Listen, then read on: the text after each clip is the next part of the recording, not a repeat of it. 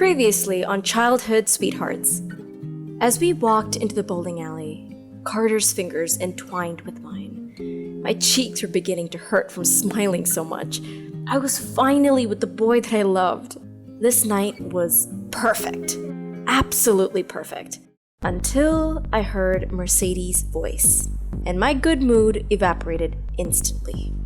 Well. Isn't it the perfect couple? Did Carter ever tell you about how he rocked my world? It was amazing. He moaned my Before she went on any further, I lunged forward and slapped her hard across the face. If you open your mouth and say another word, I am going to rip out your tongue with my bare hands. Or, better yet, how about I do that now? She swallowed, taking a few steps back. Lace? An enraged growl tore from my throat. I knew I had been a bad best friend, but I would never do anything like this to her. Before I could hit Mercedes again, Carter's strong arms wrapped around me, pulling me back. I know you're mad and I know we have a lot to talk about, but you need to stop. I stopped my attempt to break from his arms, and after a few moments, Carter's grip went slack as he stepped away from me warily. You think I'm mad? You think we have a lot to talk about? I don't ever want to speak to you again. I'll be gone by the time you get home. I'd rather live on the streets than be anywhere near you. I turned around from him before he could say anything. My eyes were stinging as I whispered to Mercedes quietly. And you, Mercedes, you are dead to me. Her mouth popped open. She looked shocked. Is she serious? Our friendship was already in dangerous waters. It couldn't possibly handle anything like this. With that, I stormed out of the bowling alley and walked over to Carter's car and kicked it. I began beating at the windows, the tires, anything I could touch. It was a way to let some of my pent-up anger out. Since I can't hit the target, I actually want to. I heard him yell after me. His footsteps began to thunder on the path. Hurting his car was the way to hurting his heart. He loved this thing. With one final punch, I struck my fist onto the front screen. A crack formed underneath my knuckles. My hands burned and stung, blood forming on them, but I didn't care. I hardly even felt the pain. Calmly, I walked from his car as if nothing had happened. I didn't stop walking until my feet hurt, and my back was sore, and my head was hanging. I walked over to a park and perched myself on one of the swings. Only then, I let myself cry. I was crying so hard that it hurt. My cheeks ached. I clawed through my clothes as if that would ease the pain my heart was feeling. I wanted to die. I struggled to breathe as I rocked back and forth. I felt completely ruined. I don't care if I'm being dramatic. If you were completely in love with someone, only to have them toy with you and break your heart over and over again, you would probably feel this way as well. But what I didn't expect was my best friend not only want to ruin my relationships, but my next one as well. I hated her so much, but not as much as I hated him or myself for letting myself get close to Carter Williams again. I felt sick to my stomach. Sleep was a distant concept to me.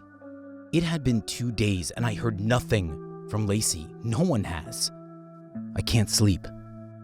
I can't eat, and there's this numb, empty feeling in my chest.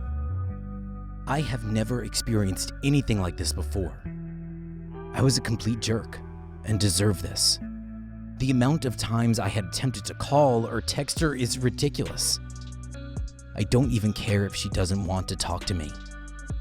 I just need to know she is okay, that she is alive.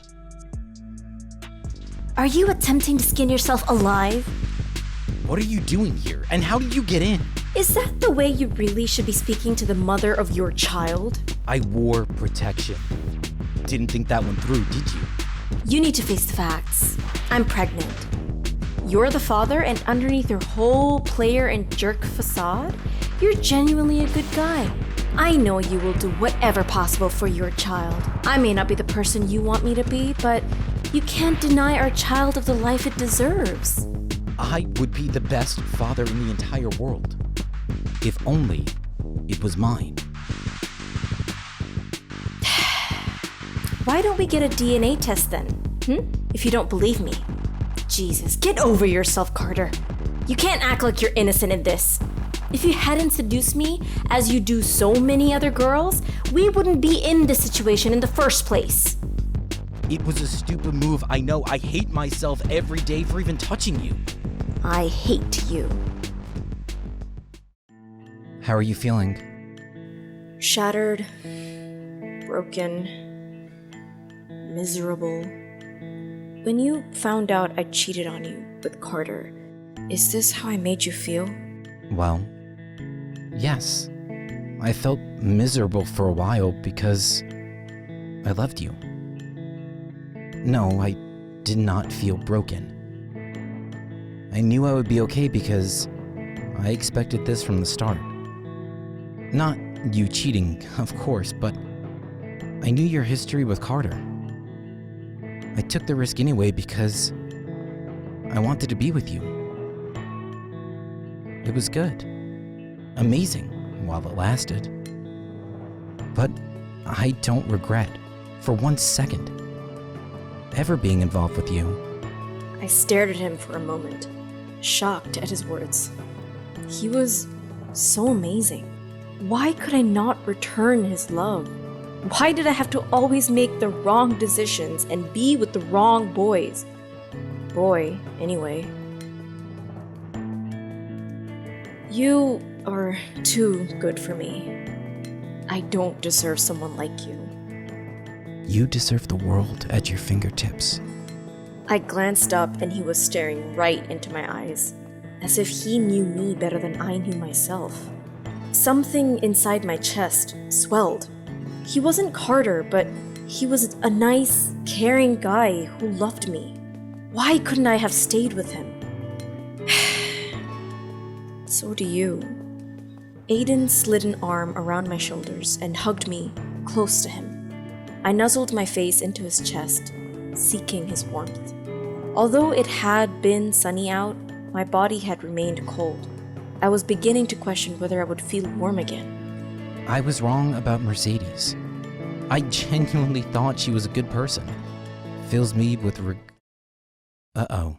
Uh-oh, what? Carter. I clambered to my feet in an attempt to run before he saw me, but it was too late. Our eyes met, and the wind was knocked out of me. Carter looked terrible. Nice to see you alive. I get that you don't want to talk to me, but hell, my mother has been trusted to look after you. You couldn't find it in your heart to call her and say you're alive? That you're okay? The police were notified and about to send out a search party before someone said they saw you fitting your description in this area.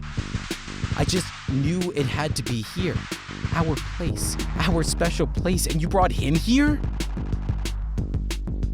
Everything he said was right.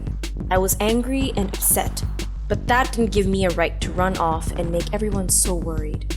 Maybe I should go. I'll call you later. Like hell you will. Like you have any right to dictate who can and cannot call me? Don't act like you care about me now. The continuous amount of times you've gone out of your way to hurt me shows that you don't. There's so much of that night of your 16th birthday that you don't know. He limped, as if in physical pain, while his eyes pleaded for me to understand. It wasn't just the whole sleeping with my best friend and getting her pregnant thing that had me so annoyed. It contributed greatly, of course, but it was the fact that every time I got close to him, he would do something to push me away. I paused and stared into those eyes I love so much. Is it true? Is there really something I don't know about the night that ruined us? Did I even want to know? I didn't want to leave you that night. I could have stayed like that for the rest of my life, I promise you. But I needed to leave. The anger inside me fizzled out. I felt exhausted. I sat down and collapsed onto the step, unable to support my own weight anymore. He sat on the bottom step and looked up at me. I felt empty. I stared coolly down towards him, giving up on being sad and angry. I was just tired of all my emotions and feelings. With a sigh, I rubbed my face roughly. Tell me everything.